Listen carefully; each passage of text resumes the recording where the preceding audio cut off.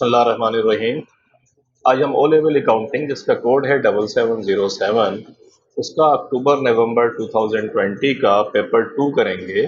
और this is very important.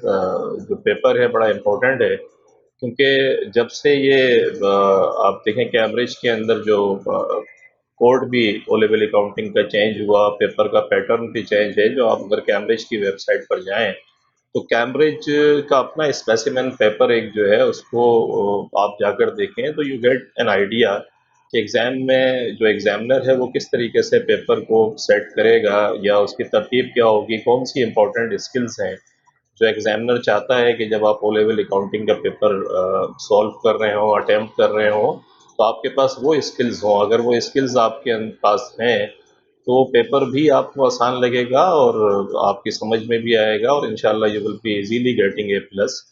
ये जो स्पेसिमेन पेपर है कैम्ब्रिज का, ये मैंने पूरा सॉल्व कराया है।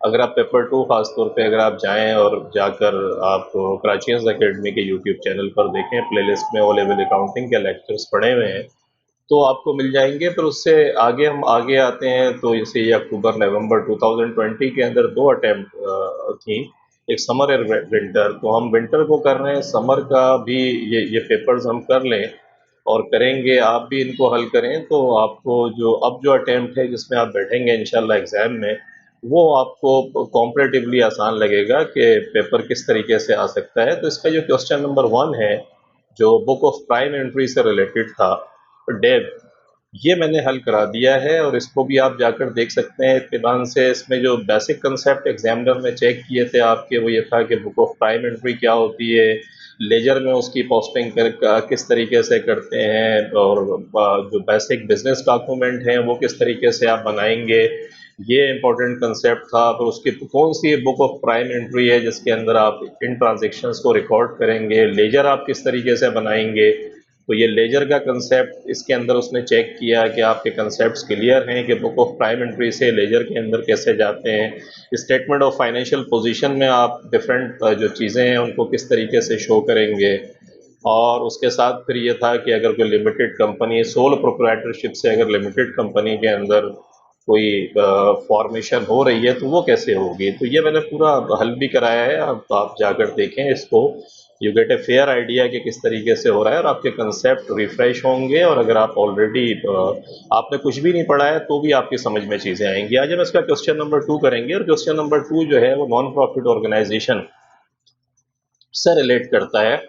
देखिए बेसिक बिजनेस वही है। बिजनेस क्या होता है, नॉन प्रॉफिट ऑर्गेनाइजेशन के अंदर भी ट्रांजेक्शन्स होंगी, उसके अंदर भी स्टेटमेंट आपका, इसमें ये कि थोड़ी सी तरतीब चेंज हो जाएगी।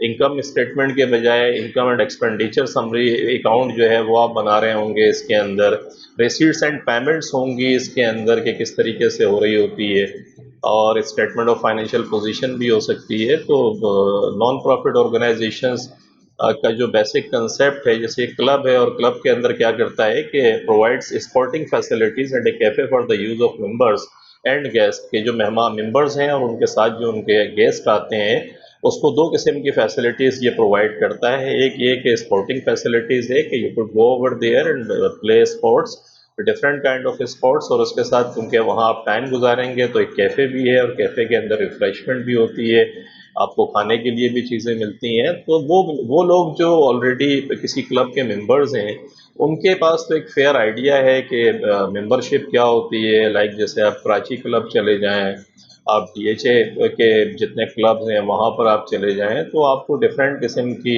जो चीज़ें हैं, you get a fair idea कि आप जाते हैं। और जो जितने क्लब हैं उन्होंने अपने मेंबर्स के लिए डिफरेंट किस्म की फैसिलिटीज़, जिम भी वहाँ मिलेगा आपको, आपको स्पोर्टिंग फैसिलिटीज़ भी मिलेंगी, आपको फूड जो कैफ़े है आपकी कैटरिंग भी हो रही होगी। तो इस किस्म की जो फैसिलिटीज़ होती हैं अब वो जब मेंबर्स को दी जाती हैं तो डेफिनेटली उसके वो चलेगा कैसे, मतलब जो डेली के जो एक्सपेंसेस हैं वो कैसे पूरे होंगे। और फिर मज़ीद आप क्या करते हैं तो उसके लिए एक सब्सक्रिप्शन जो है, एक तो देखिए वन टाइम क्या होता है, वन टाइम आपके लिए एक मेंबरशिप फ़ी होती है। कि अगर आप किसी भी क्लब के मेंबर बनना चाहेंगे तो आपको एक मेंबरशिप फ़ी देनी पड़ेगी। तो वो डिफरेंट क्लब्स की डिफरेंट होती है, तो वन टाइम होगी, वो आप दे के उस क्लब के मेंबर बन जाते हैं। लेकिन मेंबर बनने के बाद फिर क्या होगा, फिर उसके बाद आपको मंथली एक सब्सक्रिप्शन भी पे करना पड़ता है। सब्सक्रिप्शन क्या होता है कि लाइक आप फ़ी कह लें कि सब्सक्रिप्शन फ़ी आप देते हैं, तो वो जो मेंबर जो क्लब है वो अपने एक्सपेंडिचर्स को यहीं से पूरा करता है, और मज़ीद फर्दर फैसिलिटीज़ जो मेंबर्स को देनी होती है, एक्सपेंशन करना है, वो सब कुछ यहीं से हो रहा होता है। तो दो इंपॉर्टेंट चीज़ें हैं समझने की, एक मेंबरशिप वन टाइम मेंबरशिप हो गई, और सेकंड जो है वो सब्सक्रिप्शंस हो गया। तो अब इसको डील किस तरीके से करेंगे, लाइक इस क्लब की जो इनकम है, अगर रेगुलर बेसिस के ऊपर आप इनकम देखें तो दो तरीक़ों से इसकी इनकम आती है। एक तो मेंबरशिप फ़ी से इसकी इनकम होती है, इस किस्म की जो ऑर्गेनाइजेशंस चल रही होती हैं, अगर हम क्लब की बात करें स्पेसिफिकली। और एक ये है कि उसको सब्सक्रिप्शंस आ रहा होता है, ये भी उसकी इनकम होती है कि उसके पास कितना सब्सक्रिप्शंस आया। और यहाँ क्योंकि एक कैफ़े भी है, तो कैफ़े का मकसद ये है कि वहाँ पर भी जो रिफ्रेशमेंट दी जा रही है उस पे भी इसका प्रॉफिट होगा। तो एक प्रॉफिट ये वहाँ से जनरेट करेगा जो इसका कैफ़े है, और सेकंड इसका सब्सक्रिप्शन। तो दो टाइप की इनकम होंगी इसके अंदर, जिसको आपको ज़हन में रखना है। अब हम आते हैं ये डिफरेंट चीज़ें जो हैं वो क्या दी हुई हैं, पढ़ते हैं इसको। The clubs financial year ends on 31 July, कि इसका साल जो है 31 जुलाई को ख़त्म होता है। The following information is available, ये इन्फॉर्मेशन इसके पास अवेलेबल है। एसेट्स एंड लाइबिलिटीज़ आपको दी हुई हैं। एसेट्स में बैंक आपको दे दिया है इसने, बैंक ये ओपनिंग बैलेंस है, देखिए 1 अगस्त 2019, और उसके बाद 31 जुलाई 2020। ये 20 का मकसद है कि ये वो साल है जहाँ साल एंड हो रहा है, और ये जो है जो आपको नज़र आ रहे हैं बैलेंसेस, ये ओपनिंग बैलेंसेस होंगे। साल के शुरू के अंदर ये ओपनिंग बैलेंसेस थे, 12 महीने देखें पूरे होते हैं। 1 अगस्त से अगर आप 31 जुलाई 2020 तक गिने 2019 से, तो ये 12 महीने बनते हैं। इनका साल यहाँ पर ख़त्म होता है। तो ये सारे बैलेंसेस जो आपको नज़र आ रहे हैं ये ओपनिंग है और ये एंडिंग बैलेंसेस हैं। अब बैंक है, बैंक के बाद कैफ़े इन्वेंट्री। कैफ़े इन्वेंट्री के अंदर डिफरेंट चीज़ें हो सकती हैं, ब्रेड हो सकती है, मीट हो सकता है, और खाने पीने के जितने भी आइटम्स हैं वो सारे इसके अंदर कैफ़े इन्वेंट्री का पार्ट हैं। ये शुरू के अंदर $520 के थे, और साल के एंड में $770 के बचते हैं। Sports hall at book value, sports hall का मकसद क्या है, स्पॉट सॉल का मकसद है कि ये थे फिक्स एसेट्स है आपका, नॉन करंट एसेट्स भी कहते हैं, बुक वैल्यू के ऊपर दिया हुआ है। इंटरेस्टिंग बात ये है कि दोनों सालों की बुक वैल्यू दी हुई है। आप यहाँ देख रहे होंगे कि एक 17,000 दिया हुआ है, और सेकंड जो है इसने 16,560 का बैलेंस दिया हुआ है। तो इन दोनों का डिफरेंस आप निकाल लें, और डिफरेंस निकाल कर अगर आप देखेंगे तो आपके पास ये डेप्रिसिएशन, इस साल का डेप्रिसिएशन आ जाएगा। ये इस साल का डेप्रिसिएशन क्यों आएगा, क्योंकि इन दोनों की बुक वैल्यूज़ दी हुई हैं। तो शुरू के अंदर इतना था और साल के एंड में इतना बाकी बचा, तो इसकी बुक वैल्यू यहाँ से निकाल, अगर आप डिफरेंस निकालें तो ये डेप्रिसिएशन हो जाएगा। उसके बाद कहता है insurance prepaid, sports hall and store equipment. Sports equipments के स्पोर्ट्स इक्विपमेंट और स्पोर्ट्स हॉल का जो इंश्योरेंस प्रीपेड था वो साल के शुरू में 400 था। इंश्योरेंस, जैसा कि मैंने आपको लास्ट लेक्चर्स जो मेरे आप देखिएगा उसमें मैंने बताया है कि इंश्योरेंस आपके रिस्क को मिटिगेट करता है। रिस्क ये है कि फायर, आग लग सकती है, कोई अर्थक्वेक आ गया, कोई इस किस्म की अगर कोई इंसिडेंट हैपन होता है जिसमें इसको नुकसान पहुंचता है, तो फिर क्या करती हैं जितने भी बिजनेसेस हैं, whether they are profit organisation, profit making organisations हैं, और they are non profit organisations, इन दोनों सूरतों में आप अपने रिस्क को क्या करते हैं, कवर करते हैं। रिस्क को कवर करने के लिए क्या करते हैं, इंश्योरेंस कंपनीज को आप प्रीमियम पे करते हैं। प्रीमियम जब पे करते हैं तो एक पर्टिकुलर पीरियड, एक साल के लिए आपका रिस्क या जो भी पीरियड है उसमें आपका रिस्क कवर हो जाता है, कि अगर उस एसेट्स को कोई नुकसान पहुंचेगा किसी वजह से, तो इंश्योरेंस कंपनी आपको पूरे के पूरे पैसे वापस कर देगी। तो ये एक्सपेंस होता है। इंश्योरेंस प्रीपेड का मकसद है, साल के शुरू में $400 का था, और इसका बेनिफिट्स आपको पहुंचना था। एसेट और एक्सपेंस के दरमियान आपको डिफरेंस पता होना चाहिए। एसेट वो है जिसका बेनिफिट्स आपको मिलेगा, और एक्सपेंस वो है जिसका बेनिफिट आपको मिल गया। तो ये $400 का बेनिफिट्स मिलना बाकी था, ये प्रीपेड था, प्रीपेड एसेट को रिप्रेजेंट करता है, और साल के एंड में ये $440 का था। Sports equipment at book value, sports equipment जो है साल के शुरू में $3,900 की थी, और साल के एंड में इसने आपको साइन ऑफ इंट्रोगेशन बना दिया है कि सवालिया निशान है कि कितना है, तो हम देख लेंगे कितना है। बुक वैल्यू हम इसकी निकाल लेंगे। कैसे निकालेंगे, आसान तरीका है, अगर नीचे इसने कोई एसेट्स हमें दिए हैं, मज़ीद कोई ख़रीदारी इसने करी है तो वो इसमें प्लस कर देंगे, और उसके बाद डेप्रिसिएशन का अगर रेट हमें दिया हुआ है वो उस पर अप्लाई कर देंगे, तो फिर उसके बाद हमारी ये बुक वैल्यू भी आराम से आ जाएगी। सब्सक्रिप्शंस इन एरियर्स का मकसद है, सब्सक्रिप्शंस इन एरियर्स कि ये सब्सक्रिप्शंस जो हैं वो आपको लेने थे मेंबर से। इन एरियर्स का मकसद है you have to receive this, कि आपको ये रिसीव करने हैं। तो साल के शुरू में ये $360 के थे और साल के एंड में ये $720 के थे। सब्सक्रिप्शंस रिसीव्ड इन एडवांस का मकसद है कि कुछ मेंबर्स ऐसे हैं जिन्होंने एडवांस के अंदर ही ये आपको पे कर दिया, तो ये लाइबिलिटी हो गई। देखें, जो आपको लेना है किसी से वो आपका एसेट्स है, और जो किसी अन्य आपको किसी से लेना है वो आपका एसेट है, और जो किसी ने एडवांस आपको दे दिया वो लाइबिलिटी है कि आपको उसके एवज में या तो अपनी सर्विसेज आपको देनी है या फिर वो पैसा देना है। यहाँ सर्विसेज हैं कि क्लब अपनी सर्विसेज देने के लिए बाउंड है $120 की जो एडवांस के अंदर मेंबर्स ने पैसे दिए हैं। वेजेस एक्रूड का मकसद है कि इतनी वेजेस आपकी एक्रूड हैं। कैफ़े स्टाफ, कैफ़े के लोगों ने काम करा है। साल के शुरू में जब हम आए तो $60 के पैसे हमें अपने स्टाफ को देने थे, और साल के एंड में ये $80 के पैसे $80 बचते हैं जो हमें अभी पेमेंट करनी है अपने स्टाफ की जो हमारे कैफ़े में काम करता है। तो ये भी हमारी लाइबिलिटी की एक शक्ल है, यहाँ पर ये लाइबिलिटी आ जाएगी। तो ये इसने एसेट्स और लाइबिलिटीज़ आपको दे दिया। देखिए, इंपॉर्टेंट कंसेप्ट क्या है? इंपॉर्टेंट ये है कि किसी भी चीज़ को पढ़ के अगर आप डिफ्रेंशिएट कर लेते हैं आराम से कि यार ये एसेट है, ये इनकम है, ये एक्सपेंस है, तो आपकी जो यकीन माने कि आपकी अकाउंटिंग करते हुए आधी ज़िंदगी आसान हो जाएगी। इट्स वेरी इंपॉर्टेंट जो चीज़ है वो ये है कि आपकी समझ में आना चाहिए पढ़ते ही कि यार ये एसेट है, ये है क्या। जो जो कैटेगरीज हैं डिफरेंट सॉर्ट, वो उसमें से ये किस कैटेगरी में फॉल करता है, ताकि आपको उसकी ट्रीटमेंट जो है वो आसान लगेगी आगे जाके कि यार इसकी ट्रीटमेंट कैसे करनी है। जैसे जब आपने इसको समझ लिया तो हम आगे आए, फिर देखते हैं receipts and payment accounts for the year ended 31 July कि रिसीट्स एंड पेमेंट अकाउंट्स आपने दे दिए। Receipts and payment accounts non profit organisation के अंदर एक सवाल मैंने पीछे कराया, आप जाकर देखिएगा। अगर इंशाल्लाह हम 2-4 सवाल कर लेंगे तो आपको इस किस्म के नॉन प्रॉफिट ऑर्गेनाइजेशंस के जो क्वेश्चंस हैं वो आसान भी लगेंगे आपको और सिंपल समझ में भी आएंगे। Receipts and payment accounts like जैसे कैश बुक आपने करी होगी, वही कंसेप्ट है कि जो पैसा आ रहा है उसको डेबिट साइड पर लिख देंगे और जितना पैसा जा रहा है उसको हम क्रेडिट साइड पर लिख देंगे। रिसीट्स एंड पेमेंट में आप जो लेफ्ट हैंड वाली साइड है उसको आप डेबिट एज्यूम कर दें, और जो क्रेडिट वाली साइड है, राइट हैंड वाली साइड है, उसको आप क्रेडिट करें। जो कुछ भी आ रहा है वो लेफ्ट हैंड साइड के ऊपर रिकॉर्ड हो जाएगा और जो कुछ जा रहा है वो राइट हैंड साइड के ऊपर रिकॉर्ड हो जाएगा। तो यहाँ इसने हमें खुद ही दे दिया है 31 जुलाई की पोजीशन है। कहता है सब एक तो बैलेंस बीडी था, बैलेंस बीडी अगर डेबिट साइड पर है इसका मकसद है ये एसेट को रिप्रेजेंट करता है। अगर यही बैलेंस क्रेडिट साइड पर होता तो फिर हम ये कहते हैं कि बैलेंस बीडी अगर क्रेडिट साइड पर होता तो ये फिर इसका मकसद है कि क्रेडिट बैलेंस है। तो आगे आते हैं, सब्सक्रिप्शंस रिसीव्ड का मकसद है कि इतना जो मेंबर्स थे हमारे, उन्होंने अपनी मेंबरशिप को इंटैक्ट रखने के लिए हर महीने जो वो देते हैं सब्सक्रिप्शंस या जो भी क्लब का रूल है उसके हिसाब से क्वार्टरली है, बाय एनअली है या एनअली है, जो वो सब्सक्रिप्शंस पे करते हैं वो इन्होंने $9,960 जो है पे किया। और कैफ़े एंड टेकिंग्स का मकसद है कि कैफ़े में जो आपने सेल करी, जो रिफ्रेशमेंट दिया आपने, जो फूड वगैरह दिया, वो फिर $13,520 आपके पास आया। Purchase of cafe supplies, cafe अगर चल रहा है और ये आप जो कुछ भी फूड या आप स्टेक वगैरह जो कुछ भी आप दे रहे होते हैं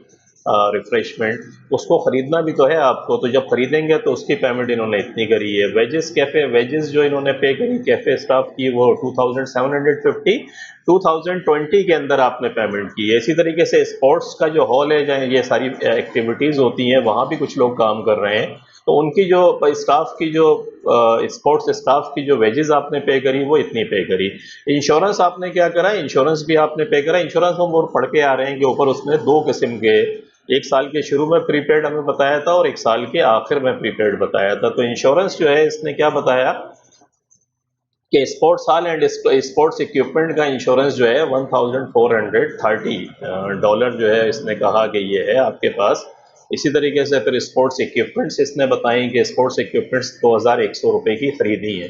2100 रुपये की स्पोर्ट्स इक्विपमेंट्स इसने खरीदनी। स्पोर्ट्स हॉल एक्सपेंस जो है वो कितना हो गया, स्पोर्ट्स हॉल एक्सपेंस भी हुआ है कि स्पोर्ट्स हॉल में डिफरेंट किस्म के रिनोवेशंस भी आप करा सकते हैं, उसमें लाइट्स के इश्यूज़ हैं, उसमें और कोई काम आपने कराया तो इस किस्म के जो एक्सपेंसेस हैं वो $3,360 के हुए हैं, और जब इसने बैलेंस करा तो इसका बैलेंस सीडी यानी डेबिट साइड ज़्यादा थी, क्रेडिट साइड कम थी, तो 1270 का डेबिट बैलेंस आया।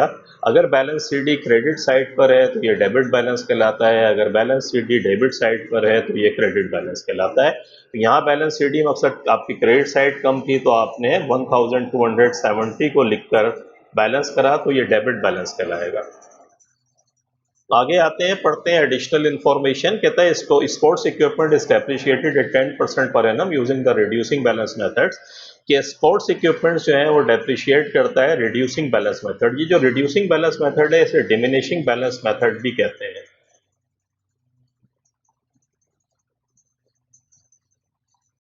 ये क्या होता है, रिड्यूसिंग बैलेंस मेथड बड़ा सिंपल होता है। इसके अंदर जो कॉस्ट होती है उसमें जितना एक्यूमुलेटेड डेप्रिसिएशन जितना आप इस्तेमाल कर चुके हैं उसको माइनस करके जो बाकी बचता है उसके ऊपर परसेंटेज लगा देते हैं, तो इससे हम रिड्यूसिंग बैलेंस मेथड कहते हैं। और अगर कॉस्ट माइनस स्क्रैप वैल्यू करके अगर हम परसेंटेज लगा रहे हैं या उसकी लाइफ से डिवाइड कर रहे हैं तो उसे स्ट्रेट लाइन मेथड कहते हैं। बहरहाल यहाँ इसने आपको रिड्यूसिंग बैलेंस मेथड दिया है, और रिड्यूसिंग बैलेंस मेथड आप अपने जहन में रखेंगे, कॉस्ट के अंदर से जितना भी वो एक्यूमुलेटेड डेप्रिसिएशन जितना वो इस्तेमाल हो चुका है अगर वो फिगर आपको दी है तो उसमें से माइनस कर दें और उस पर परसेंटेज अप्लाई करें, तो वो डिमिनिशिंग बैलेंस मेथड। और इसका नाम असल में ये बताता है कि हर साल अगर आप डेप्रिसिएशन देखेंगे तो पहले साल के मुकाबले में दूसरे साल का डेप्रिसिएशन कम आ रहा होगा।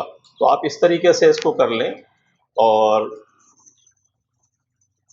अब आगे आते हैं, आगे देखते हैं क्या कहता है। रिक्वायर्ड कहता है प्रिपेयर द सब्सक्रिप्शंस अकाउंट, कि सब्सक्रिप्शंस अकाउंट को बनाएं for the year ended 31 July 2020।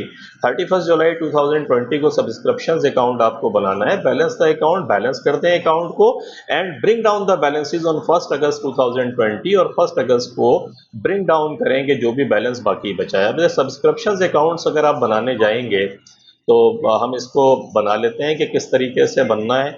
आपका डेबिट क्रेडिट का कंसेप्ट क्लियर होना चाहिए, जर्नल एंट्रीज आपको आनी चाहिए। तो लेट्स सी देखते हैं, बड़े आसान तरीके से, बहुत सिंपल है। अब सवाल अगर हमने पढ़ लिया है पूरा, सवाल के अंदर हम शुरू में देखते हैं कि शुरू में क्या पोजीशन थी। हमें दो किस्म की चीज़ें सवाल के अंदर बताता है। एक तो सवाल के अंदर इसने हमें बताया subscriptions in arrear. Subscriptions in arrear देखिए मैंने बताया था कि ये एसेट है, इसका डेबिट बैलेंस होता है। तो साल के शुरू में भी इसका डेबिट बैलेंस था और साल के आखिर में भी इसका डेबिट बैलेंस है। अलबत्ता सब्सक्रिप्शन रिसीव्ड इन एडवांस के कुछ मेंबर्स ऐसे हैं जिन्होंने एडवांस में ये पैसा दे दिया है, तो ये लाइबिलिटी है, इसका क्रेडिट बैलेंस, ये क्रेडिट बैलेंस को शो करता है। ये कंसेप्ट अगर आपका क्लियर है तो सब्सक्रिप्शन अकाउंट बनाना बहुत सिंपल है। सबसे पहले तो आप बैलेंस बीडी कर दें उठा के। बैलेंस बीडी कैसे करेंगे, बैलेंस बीडी आपको करना आता है। आप सिंपल तरीके से बैलेंस बीडी बनाएं इसको, और वो कैसे बनाएंगे वो देख लेते हैं। देखें बैलेंस बीडी सबसे पहले तो $360, क्योंकि 1 अगस्त 2020 को 2019 को बैलेंस बीडी 360, ये 360 कौन सा है, ये 360 ये वाला है देखें। और ये ओपनिंग बैलेंस था, मैंने आपको बताया ये एसेट है, डेबिट है। जब ये आ गया आपके पास तो वो तो साल के एंड में हमारा एंडिंग बैलेंस भी इसने हमें दे दिया है इस सवाल में। और दो एंडिंग बैलेंस दिए हैं इसने, एक डेबिट दिया है एक क्रेडिट दिया है। क्योंकि डेबिट इसलिए कि ये एसेट है 720 और 120 हमारी लाइबिलिटी है, तो ये क्रेडिट बैलेंस है। इसका मकसद है, ये इंपॉर्टेंट बात है इस सवाल में समझने की, कि इसने एंडिंग बैलेंसेस आपको खुद दे दिए हैं। अगर एंडिंग बैलेंसेस दे दिए हैं तो सब्सक्रिप्शन से जो इनकम हुई है वो हमारी आराम से कैलकुलेट हो जाएगी। वो कैसे होगी वो हम देखते हैं। अब इसके अंदर आप देखें ज़रा कि हुआ क्या है। एक तो सब्सक्रिप्शंस आपने रिसीव किया है $9960 का, ये $9,960 का जो आपने रिसीव किया है, इसकी एंट्री क्या पास होगी, bank debit subscriptions income credit कर देंगे। तो बैंक को डेबिट करके आपने सब्सक्रिप्शंस अकाउंट को क्रेडिट कर दिया $960 से। ये सिर्फ सब्सक्रिप्शन से रिलेटेड इन्फॉर्मेशन हमें सवाल में दी हुई थी। बाकी देखें क्रेडिट साइड पे कोई सब्सक्रिप्शन से रिलेटेड चीज़ नहीं है, डेबिट वाली चीज़ हमने उठा ली। बाकी एंडिंग बैलेंसेस दिए हुए हैं। एंडिंग बैलेंसेस एक तो हमारा $720 का दिया है, $720 को हम यहाँ ले आएंगे, ये बैलेंस सीडी है। बैलेंस सीडी इसलिए है क्योंकि ये एसेट है। तो अगर आपका कंसेप्ट क्लियर नहीं है तो आप क्लियर कर लें कि एसेट का अगर बैलेंस आपको दे रहा है तो हमेशा लेजर के क्रेडिट साइड पर बैलेंस सीडी में आएगा, और अगर लाइबिलिटी का बैलेंस आपको दे रहा है साल के एंड में तो वो उस अकाउंट की फिर डेबिट साइड पर सीडी बनेगा। डेबिट साइड पर सीडी का मकसद है कि क्रेडिट बैलेंस और क्रेडिट साइड पर बैलेंस सीडी का मकसद है कि डेबिट बैलेंस। तो ये 720 क्योंकि हमारा एसेट्स था। इसी तरीके से एक बैलेंस और उसने दिया है $120, जो जो कुछ मेंबर्स ऐसे हैं जिन्होंने एडवांस में पेमेंट कर दी है ये $120 की। तो $120 को आपने क्या कर दिया, इत्मीनान से उठा के आपने डेबिट साइड पर लग दिया। अब देखिए दो बैलेंसेस आपके पास आ गए, एक ये आ गया, एक ये आ गया। अब इस लेजर को अगर हम बैलेंस करते हैं तो फिर बैलेंस करके क्या होता है, देखिए क्रेडिट साइड आपकी 10,680 आ गई, और अगर आप इसको टोटल करेंगे तो 360 120 को माइनस कर दें 10,680 में से, तो 10,200 बाकी बचेगा। ये इनकम एंड एक्सपेंडिचर अकाउंट है। इसका मकसद है इस साल जो इनकम आपकी बनी 2020 के अंदर BH स्पोर्ट्स क्लब की मेंबर से जो इनकम बनी है वो $10,200 है। इसको निकालने की बड़ा सिंपल टेक्निक्स है। सवाल में उसने आपको नॉर्मली सब्सक्रिप्शन अकाउंट जब भी वो देगा आपको कुछ बैलेंसेस आपको दे देगा, आपको इंटेलिजेंटली पिक करना है कि डेबिट, जैसे हमने इंटेलिजेंटली पिक किया कि ये डेबिट बैलेंस था, ओपनिंग बैलेंस था, ये एंडिंग बैलेंस था, इसे तो सिर्फ लिखना है लाके। एक लाइबिलिटी साइड का भी बैलेंस दे दिया था, उसको हमने डेबिट साइड पर लिख दिया। जो पैसे आए पूरे साल में उसको हमने क्रेडिट कर दिया, और जितना भी डिफरेंस है वो आपको इनकम एंड एक्सपेंडिचर अकाउंट को आप चार्ज कर दें। इनकम एंड एक्सपेंडिचर अकाउंट का मकसद है कि इस साल की इनकम, जब हम इनकम एंड एक्सपेंडिचर अकाउंट बनाएंगे तो वहां पर ये रकम जाएगी 10,200, और ये शो करेगी कि इस साल इतनी इनकम हुई है सब्सक्रिप्शन के अकाउंट से। बाकी देखें जो बैलेंस सीडी था वो बैलेंस बीडी बन जाएगा। देखें यहाँ ये बैलेंस बीडी बन गया, ये एसेट को शो करता है। ये बैलेंस सीडी जो था ये बैलेंस बीडी बन गया, ये लाइबिलिटी को शो करता है। This is very important concept. ये बैलेंस सीडी अगले साल यहाँ आके, क्योंकि ये डेबिट बैलेंस है, ये डेबिट का बन गया, ये क्रेडिट था तो यहाँ क्रेडिट साइड पर बीडी बन गया। ये कंसेप्ट है जो एग्जामिनर आपके चेक कर रहा है कि आपको लेजर को बैलेंस करना प्रॉपर आता है नहीं आता है, आपका एसेट का कंसेप्ट जो है वो सही है या नहीं है कि एसेट का नॉर्मल बैलेंस डेबिट होता है, लाइबिलिटी का कंसेप्ट आपका क्लियर है या नहीं है कि लाइबिलिटी का बैलेंस क्रेडिट होता है। तो ये आपने सिंपल तरीके से इसकी रिक्वायरमेंट 1 जो है वो हल कर ली। रिक्वायरमेंट बी देखते हैं इसकी क्या है। रिक्वायरमेंट बी, लेट्स सी, ये सब्सक्रिप्शन अकाउंट कहता है calculate the cafe profit for the year ended 31 July 2020 के कैफे का जो प्रॉफिट है वो निकालने। कैफे का प्रॉफिट निकालने का सिंपल तरीका, बहुत कोई मुश्किल काम नहीं होता। देखें सवाल हमने पढ़ा है, सबसे पहले तो कैफे की टैकिंग हमने देख ली थी कि जो रेवेन्यू है बेसिकली कैफे का $13,520, जो हमने माल वहाँ पे जो हमने फूड्स बेवरेजेस और इसके अलावा जो भी रिफ्रेशमेंट्स हमने दी वो $13,520 की टैकिंग्स है, कैफे टैकिंग्स। तो ये हमारा रेवेन्यू बन जाएगा जब हम इसको हल करने के लिए जाएंगे। तो सबसे पहला पार्ट तो देखें आपको दिया हुआ था 13, ये रेवेन्यू आपका दे दिया, उठा के आप इसको रेवेन्यू साइड पर लिख लें। कैफे की ओपनिंग इन्वेंट्री इसने सवाल में दी थी हमें, देखें शुरू के अंदर वो हमने पढ़ी थी अभी। कैफे इन्वेंट्री 520 ओपनिंग थी और 770 एंडिंग थी। तो 520 एंड 720 को आप ध्यान में रखें। 520 ओपनिंग इन्वेंट्री है और 770 एंडिंग इन्वेंट्री है। परचेजेज आपने इसको रिसीट साइड पर दे दी थी। जब हम पेमेंट पढ़ रहे थे तो रिसीट एंड पेमेंट में इसने 8190 बताया था हमें कि ये कैफ़े की परचेजेस की हैं इसने, तो ये परचेजेस हो गई हमारी। इस परचेजेस को हमने यहाँ ला के रख दिया। तो परचेजेस और ओपनिंग इन्वेंट्री को करें तो गुड्स अवेलेबल फॉर सेल्स हो जाता है, यहाँ merchandise goods available for sales, और क्लोजिंग इन्वेंट्री माइनस करें तो ये कॉस्ट ऑफ सेल्स आपका आ जाता है। तो कॉस्ट ऑफ सेल्स आने के बाद आपने क्या करा है कि वेजेस जो थी कैफ़े की, एक ही आइटम है देखें, जो कैफ़े के अंदर लोग काम करते हैं, वो कैफ़े में जो लोग आपके काम करते हैं उनका मामला क्या है कि उनकी वेजेस साल के शुरू में $60 आपको पे करनी थी, और $80 जो है साल के एंड में आपको पे करना है। और आपने पेमेंट कितनी करी है, पेमेंट आपने करी $2,750, तो $2,750 ये पे करे। मजीद पे कितने करने हैं आपको, $80 मजीद पे करने हैं आपको, क्योंकि ये वो लोग हैं जिन्होंने काम तो कर लिया, लेकिन काम करने के बाद अभी आपने इनको पेमेंट नहीं करी। तो अगर आपने पेमेंट नहीं करी तो फिर क्या करना है, इनकी पेमेंट करनी है। तो 2750 के अंदर $80 को प्लस कर लें, और ये $60 तो डेफिनेटली इसके अंदर खुद ही आ गए होंगे क्योंकि इनकी पेमेंट तो इसी के अंदर 2750 में आ गई होगी, तो इसको इसमें से माइनस कर दें। तो आप क्या करेंगे इसके अंदर, अगर आप एक्रूट को बनाएं तो 2750 के अंदर 80 को प्लस कर लें, क्योंकि ये वेजेस आपको अभी मजीद पे करनी है। इसकी एंट्री क्या पास करते हैं कि वेजेस एक्सपेंस को डेबिट कर देते हैं और एक्रूड वेजेस को क्रेडिट कर देते हैं और ओपनिंग को आप माइनस कर दें। तो जब भी वेजेस एक्रूड और वेजेस निकालने हो तो आप याद रखिएगा कि साल के आखिर के अंदर जो वेजेस आपकी एक्रूड है उसको प्लस कर लें, क्योंकि ये मजीद पे करना है, और जो ओपनिंग है उसको माइनस कर दें, तो डिफरेंस आप निकाल के ये वेजेस के अकाउंट के अंदर आ गया और आपने इसको करके 10,710 का अकाउंट जो है ये आपका टोटल बनता है कि आपका ये कॉस्ट ऑफ गुड सोल्ड ये थी, मजीद एक्सपेंस इतने लगे तो टोटल ये आपका आ गया। इसमें से जब इसको माइनस करा तो कैफ़े का प्रॉफिट 2810, ये आपका कैफ़े का प्रॉफिट जो है वो आ गया। तो इस तरीके से आपने कैफ़े का प्रॉफिट निकाल लिया। और इसमें इंपॉर्टेंट कंसेप्ट क्या है, तो वेजेस का देखें, बाकी तो आपको इनकम स्टेटमेंट बनाना आता है ना, कोई परेशानी की ज़रूरत नहीं है। आपको सिर्फ समझना था कि यार नॉन प्रॉफिट में अगर हम किसी फूड के फर्ज कर लेते हैं, किसी रेस्टोरेंट के अगर आप अकाउंटेंट होते और ये प्रॉफिट मेकिंग भी होता तो इसी तरीके से आप बनाएंगे ना फूड का रेस्टोरेंट की, जो पैसा आएगा बेचने से उसको लिख देंगे वो रेवेन्यू है, जो माल आपके पास बच गया वो ओपनिंग है, उसके बाद जो माल खरीदेंगे। तो कंसेप्ट वही है यहाँ पे, there is no difference in concept. Wages accrued अलबत्ता एक नई चीज़ है जो आपको पता होनी चाहिए, नहीं है तो आप जहन के अंदर अभी इतना रखें, मजीद हम पेपर्स करेंगे तो आई will be explaining you more.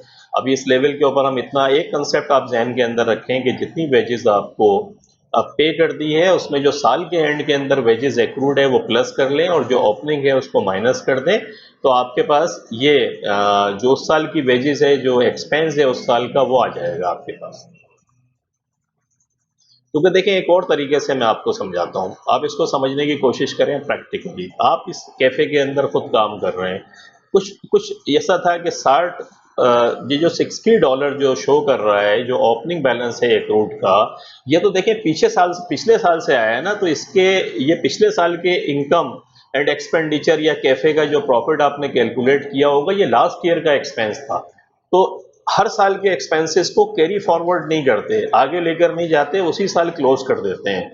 अलबत्ता लाइबिलिटीज और एसेट्स को कैरी फॉरवर्ड करते हैं और उनको आगे लेकर आते हैं। तो जो इसका एक्सपेंस था वो रिकॉर्ड हो चुका था पिछले साल में, ये लाइबिलिटी थी एक्चुअली। जब हमने 2750 रुपए की पेमेंट की होगी तो इस लाइबिलिटी को हमने पे कर दिया। लेकिन ये जो $80 आपको नजर आ रहे हैं ये एक्रूड हैं, इसका मकसद है ये वो वेजेस हैं जो वो लोग हैं जिन्होंने इसी साल काम किया लेकिन हमने उनको पेमेंट नहीं करी।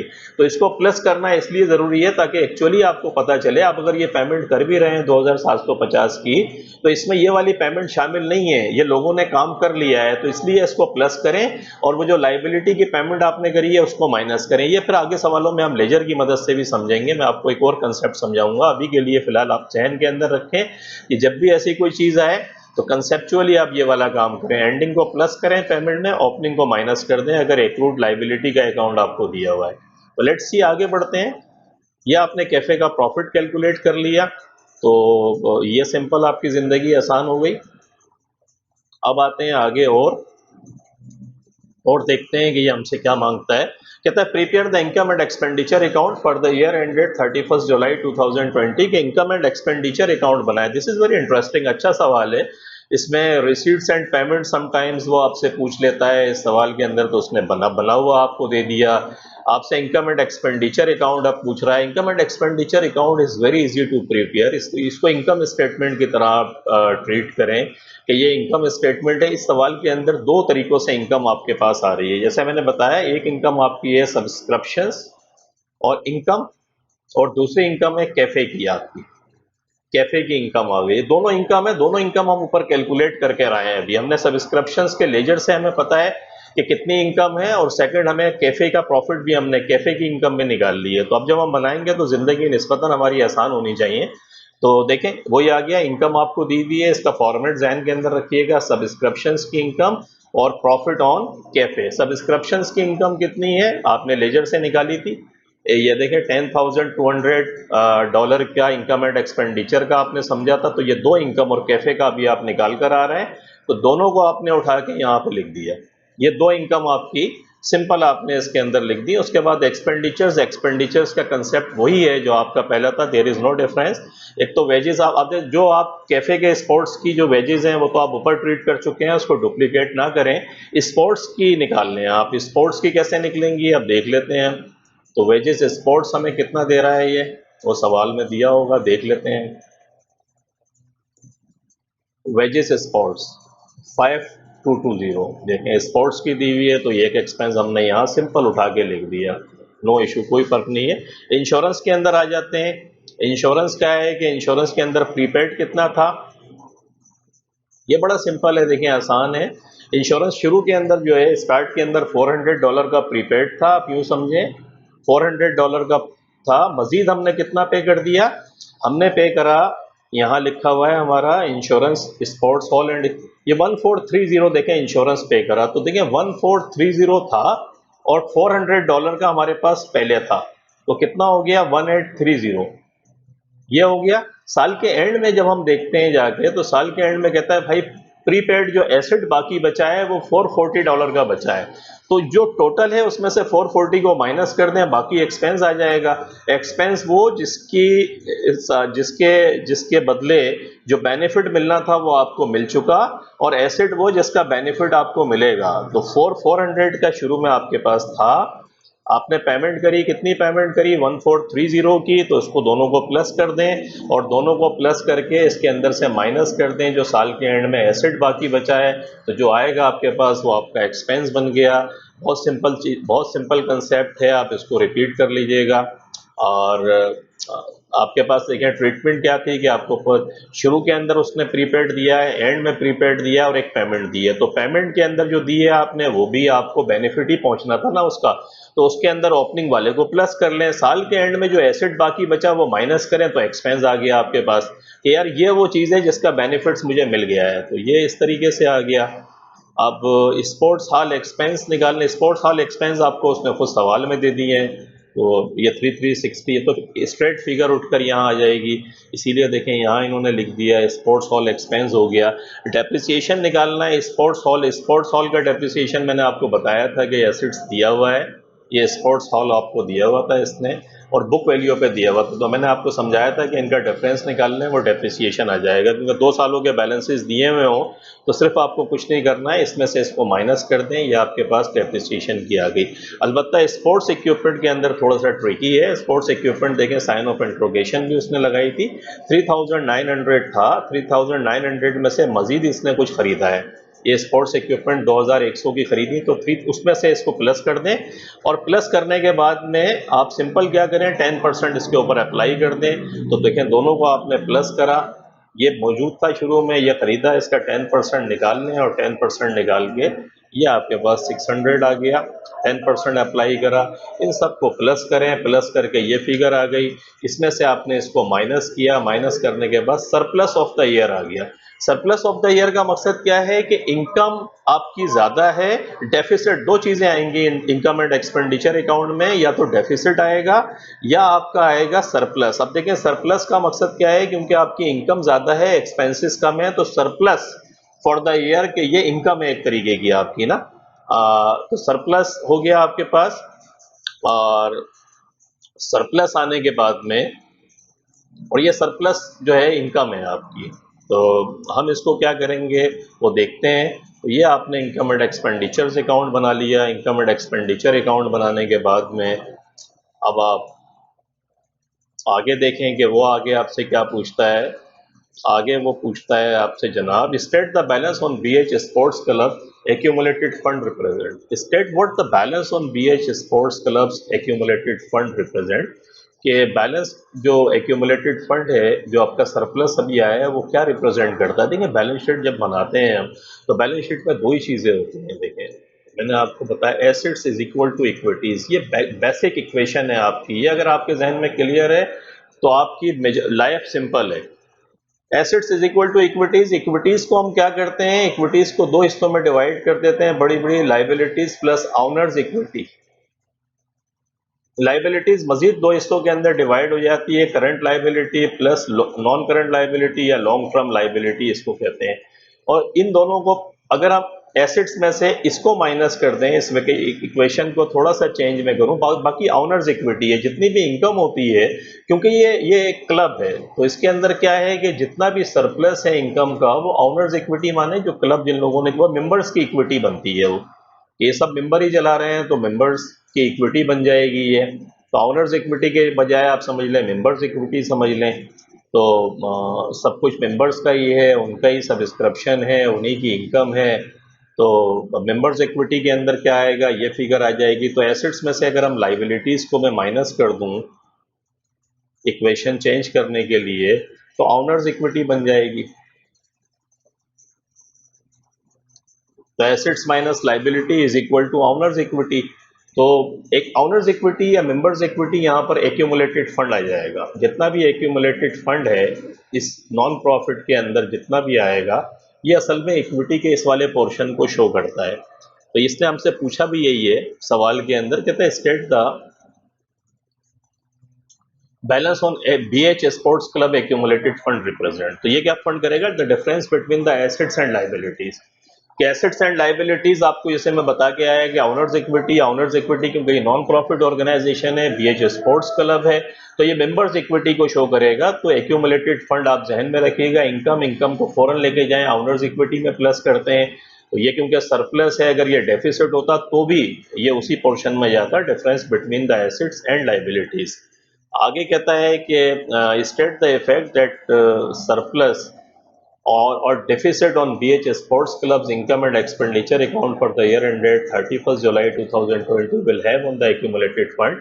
क्योंकि ये इनकम हुई है, हमने देखा है कि सरप्लस है 2000, हमारा हमने भी कर आ रहे हैं सवाल में हमने देखा 2000 का सरप्लस है। तो ये एक्यूमुलेटेड फंड को क्या करेगा, the accumulated surplus earn since the club started, के एक्यूमुलेटेड सरप्लस इज अर्न उसको शो करेगा ये सिंस द क्लब स्टार्टेड। वहाँ जाके ये जमा हो जाएगा 2000 रुपये, और ये शो करेगा कि एक्यूमुलेटेड सरप्लसेस अगर आ रहा है कि जब से क्लब स्टार्ट हुआ उस वक़्त से अब तक क्या पोजीशन है, कितने पैसे इस क्लब ने कमाए हैं जो यहाँ पर पड़े हुए हैं। अगर ये नेगेटिव बैलेंस हो तो ये डेफिसिट को शो करता है, यहाँ क्योंकि इनकम है तो ये सरप्लस को शो करेगा। ये आप जहन में रखिएगा।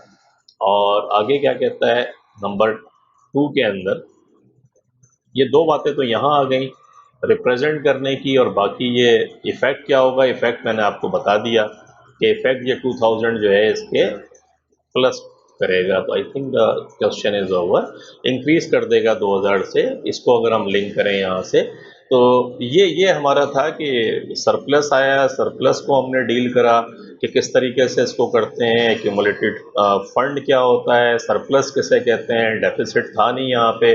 आगे क्वेश्चंस करेंगे तो हो सकता है वहाँ पर डेफिसिट वाला है। तो आज आपने देखा ये बड़ा इम्पोर्टेंट किस्म का क्वेश्चन था जो आज हमने करा, और आई थिंक इसमें बहुत सारे कंसेप्ट्स ऐसे हैं कि अगर आप इसको बार बार इसकी प्रैक्टिस करें तो आपके लिए नॉन प्रॉफिट ऑर्गेनाइजेशन का जो सवाल है वो आपको बिल्कुल हलवा लगेगा कि बहुत सिंपल है ये।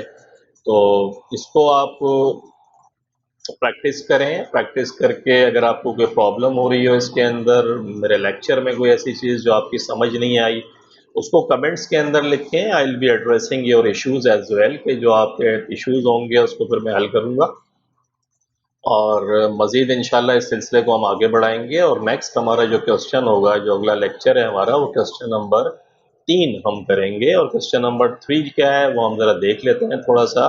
वो JP limited financial year ended on 30 सितंबर 2020 का है, और इसमें कुछ वो हमसे क्या कहता क्या है, ये बड़ा इंटरेस्टिंग है। आई थिंक बड़ा अच्छा लग रहा है सवाल। तो इसमें कॉस्ट ऑफ सेल्स है, ये इसने मांगा है, कैलकुलेट द इंक्रीज और डिक्रीज इन प्रोविजन फॉर, ये भी कंसेप्ट है। आगे कहता है कि स्टेटमेंट, इनकम स्टेटमेंट भी बनाने को आपसे कह रहा है, और बाकी कंसेप्ट पूछता है कि क्या होगा। तो अच्छा इंटरेस्टिंग क्वेश्चन है। क्वेश्चन नंबर 3 जो है 3, तो हमारा नेक्स्ट लेक्चर होगा। होप आपको अच्छा लगा होगा और आपकी समझ में आया होगा। तो अपना फीडबैक दीजिएगा, और क्राचियंस एकेडमी के यूट्यूब चैनल को सब्सक्राइब करना नहीं भूलिएगा। और वहाँ उसके अंदर और भी बहुत सारे लेक्चर्स हैं। ये नॉलेज जो हम स्प्रेड कर रहे हैं इसमें हमारी हेल्प करें, और अपने तमाम साथियों को जो पढ़ रहे हैं उन तक इसको पहुँचाएँ। We would really appreciate you. आप में से बहुत सारे लोग कमेंट्स भी देते हैं, and I would like to thank all of you कि उनका फीडबैक हमारे लिए बहुत इंपॉर्टेंट है, और we take care of them, कि हम उनका ख्याल भी करते हैं। आप जो कुछ लिखते हैं इंशाल्लाह हम कोशिश करते हैं कि अपने टाइम निकाल कर उस पर स्पेशली वीडियो बनाएं और आपके कंसेप्ट्स को हम क्लियर करें। तो take care, thank you very much for watching the video. मिलते हैं फिर अगले लेक्चर के साथ। अल्लाह हाफिज़।